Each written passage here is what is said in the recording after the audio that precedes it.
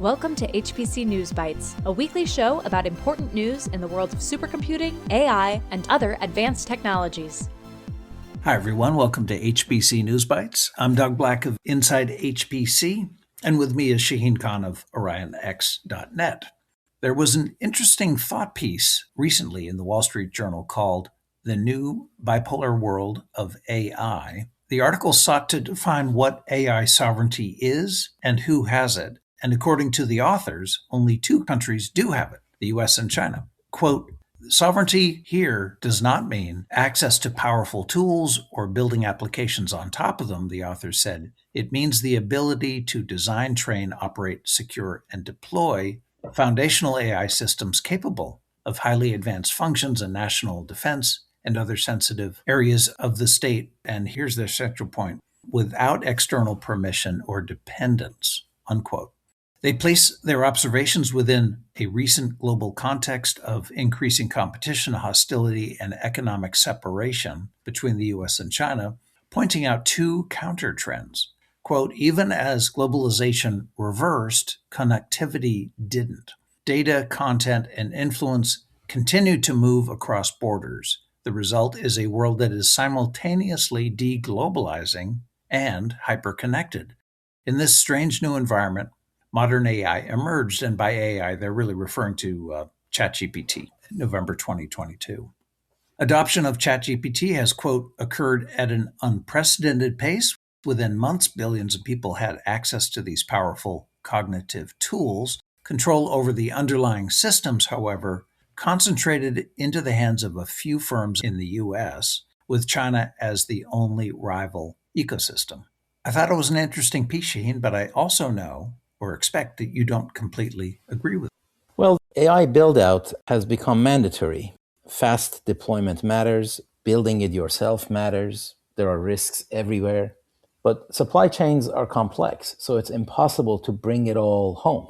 Unless you are a big country, it's hard to even bring much of it home. And even if you can, is that the best investment? Maybe it's better to catch the next wave. We see a lot of that in quantum computing and biotech, for example. The major geopolitical spheres are all working on the above. China and Europe stand out, while several others like Japan and India are big and growing technology forces. And other countries are starting with bigger and more focused AI systems within their borders.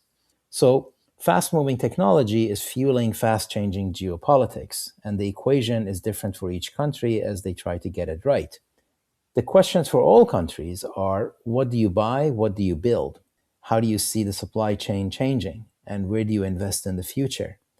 And there are two supply chains, the physical and the digital, like the article says, hyperconnected but fragmented. Atoms and bits, so to say. And they cross each other and work in parallel and are both really hard. Countries can invest in local technology and entrepreneurship. They should be doing that anyway. They can favor local vendors regardless of whose technology they sell or where it is manufactured, just to favor the local player. Or they can come up with ways to achieve performance with less reliance on foreign technologies, which all of them will try to do. Many are passing laws to enforce such policies. It can get harder with software, but the open source model can provide an entry ticket. As our conversation with Paul Block of DDN covered last week, a lot of that starts with the data, where it must reside, and how digital rights are managed and enforced.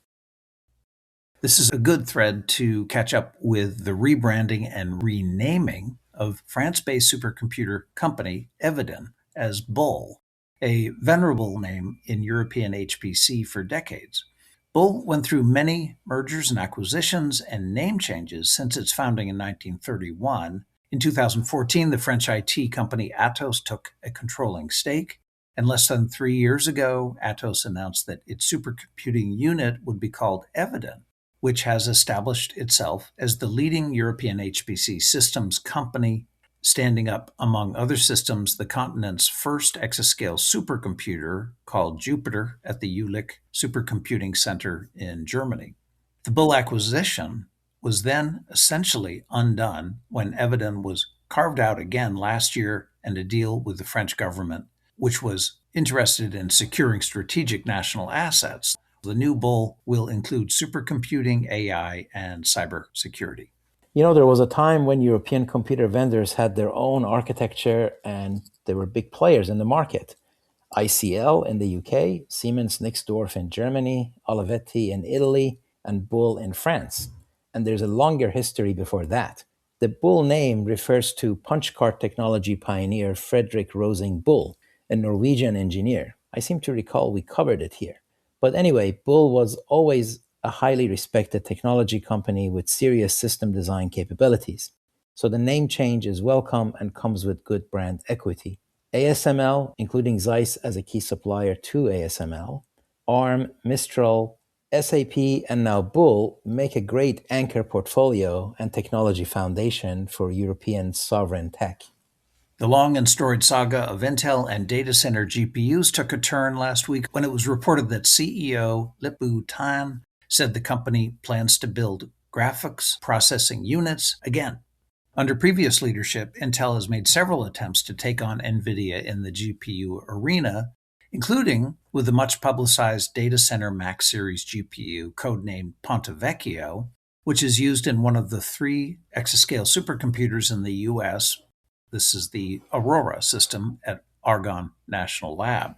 Recurrently, Intel's attempts in data center GPUs has been stymied by delays, cancellations, and product roadmap changes, even as NVIDIA and AMD have charged ahead with GPU offerings at rapid cadence.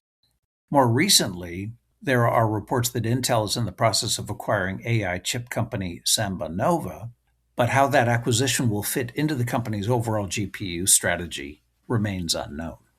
Intel does a good job on the desktop and on-chip GPUs for gaming and increasingly for AI. And maybe another acquisition can accelerate its presence in data center AI. But anyway, it's clear that Intel cannot sit it out. Lip-Bu Tan managed to woo Qualcomm executive Eric Dimmers, where he was SVP of engineering.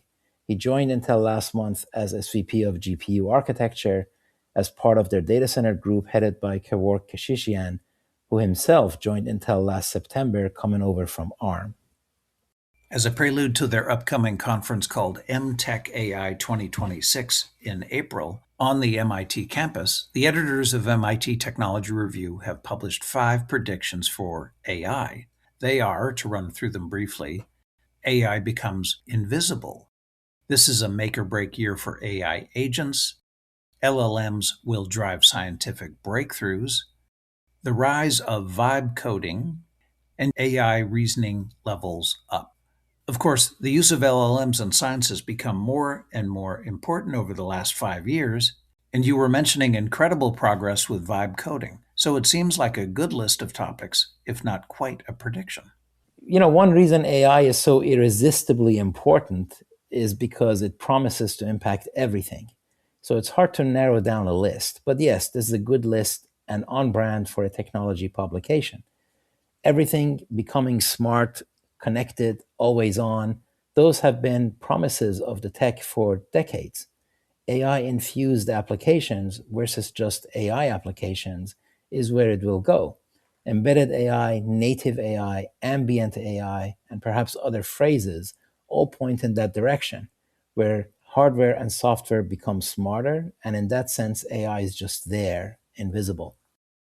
We also have NVIDIA's GTC conference coming up next month, and we'll see what big things come out of that. But AI progress has been incremental since LLMs came on the scene. And the last big step function before that was deep neural networks. Agentic AI is an incremental next step, and reasoning and planning will get better, but what we need are 2 or 3 really major advances, like LLMs. Whoever comes up with that might keep it quiet, but it will inevitably show up in how well the AI works. All right, that's it for this episode. Thank you all for being with us. HPC News Bytes is a production of Orion X in association with Inside HPC. Shaheen Khan and Doug Black host the show. Every episode is featured on InsideHPC.com and posted on OrionX.net. Thank you for listening.